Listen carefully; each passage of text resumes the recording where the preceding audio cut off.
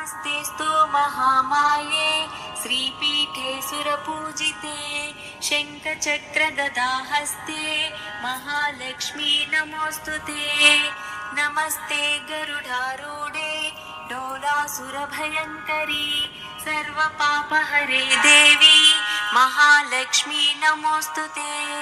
सर्वज्ञे सर्ववरदे सर्वदुष्टभयङ्करी सर्वदुःखहरे देवी महालक्ष्मी नमोऽस्तुते।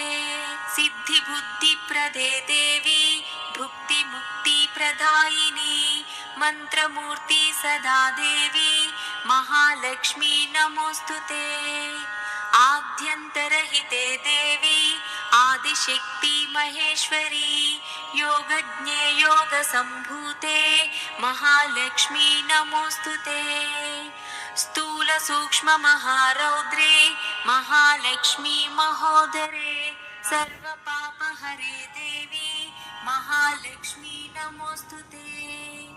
पद्मासनस्थिते देवी परब्रह्मस्वरूपिणी परमेशी जगन्माता महालक्ष्मी नमोऽस्तुते। श्वेताम्बरधरे देवी नानालङ्कारभूषिते जगत्स्थिते जगन्माता महालक्ष्मी नमोऽस्तुते। महालक्ष्मीष्टकं स्तोत्रं यः पठेत् भक्तिमान् नरः सर्वसिद्धिमवाप्नोति राज्यं प्राप्नोति सर्वदा।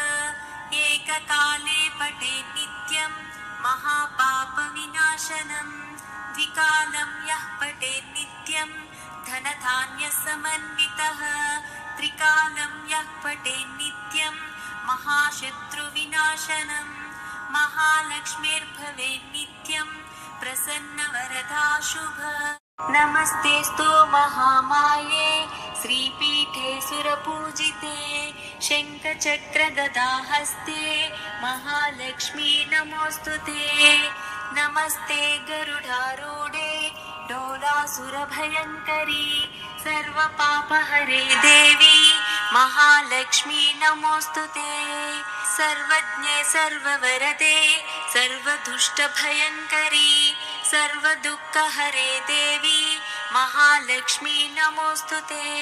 सिद्धिबुद्धिप्रदे देवी भुक्तिमुक्तिप्रदायिनी मन्त्रमूर्ति सदा देवी महालक्ष्मी नमोऽस्तुते। आद्यन्तरहिते देवी आदिशक्ति महेश्वरी योगज्ञे योगसम्भूते महालक्ष्मी नमोऽस्तुते। स्थूल सूक्ष्म महारौद्रे महालक्ष्मी महोदरे सर्वपापहरे देवी महालक्ष्मी नमोऽस्तुते।